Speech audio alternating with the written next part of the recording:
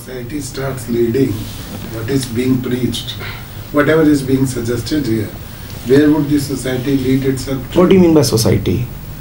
All which you say is... What do you mean by society? The people already. The people. Let the people know what they are doing. Can you first take care of yourselves? Don't you see how dominated you are by the society? Even right now you are not prepared to see what your life is like. You are wondering about what will happen to the society.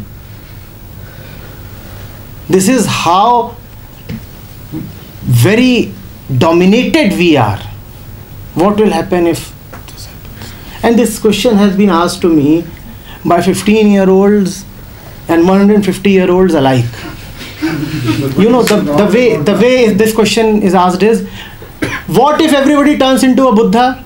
From where will the new kids come? That is the question exactly. What if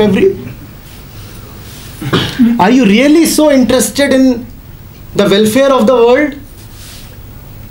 Are you really so much in love with the society that you are wondering about the society? No. The fact of the matter is you are afraid what will happen to you if you allow yourself to understand what I am saying. You are just afraid of the society. It's not social welfare that you are interested in. Social welfare, whenever it has happened, has come from the Buddhas of the world. And they have not wondered what will happen to the society. They have just been themselves. It's like asking, what will happen if in a world of blind people, everybody gets eyes and opens them? What will happen? What great tragedy will befall? Now everybody is able to see. What can be more unfortunate than this?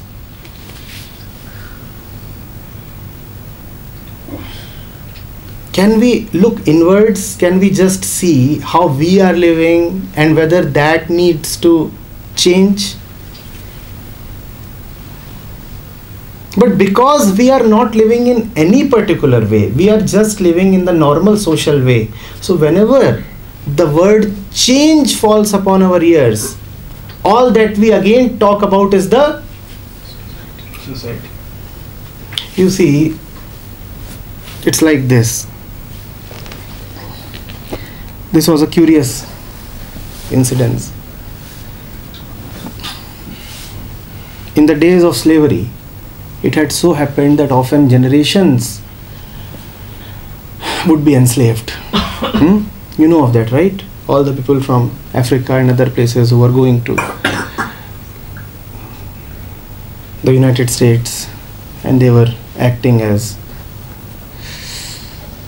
laborers and in all other kinds of things. So there is a story about this slave. A man goes to him and talks to him and shows him what slavery really is, and he convinces him that there is a way to be free.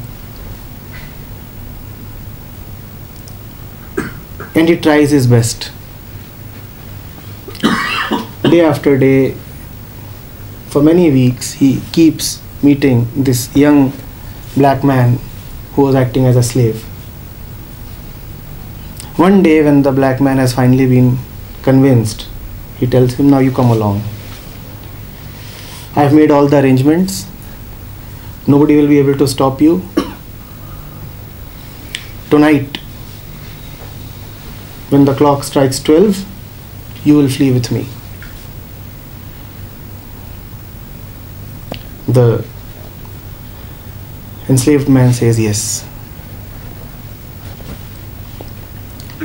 At midnight, the rescuer comes and he keeps waiting and waiting and waiting. The black man doesn't come. So the next day he again somehow finds his way to the black man and says, why didn't you come? He said, I was very ready. Everything was set. I knew that the guards had been put to sleep, the gates had been opened, and every arrangement had been made. I just went to take the permission of the master and he didn't give. That was the only obstacle. Otherwise, I was all ready to go.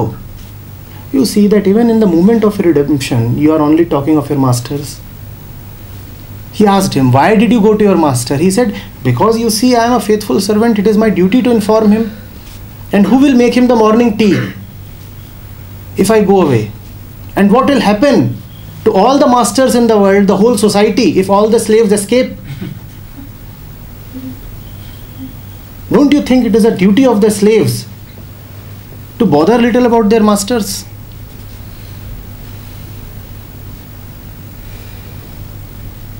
He said, you Remain where you are. will remain where you are. It's not that I wish that you remain where you are. You have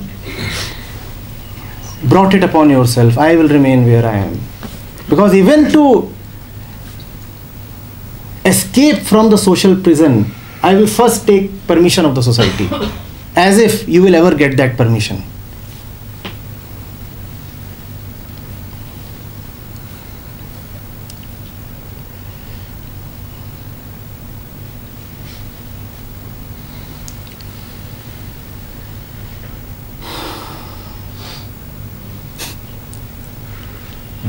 So this is one argument which actually the people use to prevent people from understanding, from acting on their understanding.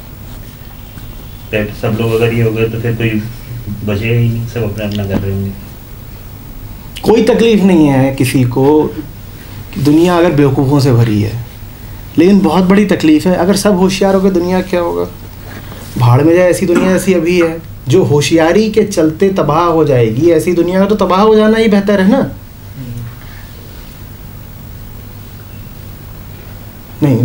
This should continue. Why must this continue? Because I have become used to it. I have become used to it. In the 80s, early 80s, when the color television came in, I remember what kind of resistance the grandparents would have against substituting the black and white television. The new color TV is waiting. They will not have it in. Why?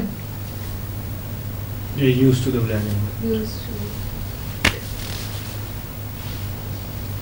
And often then there would be two TVs in the house. The color TV for everybody and the black and white one for the grandpa.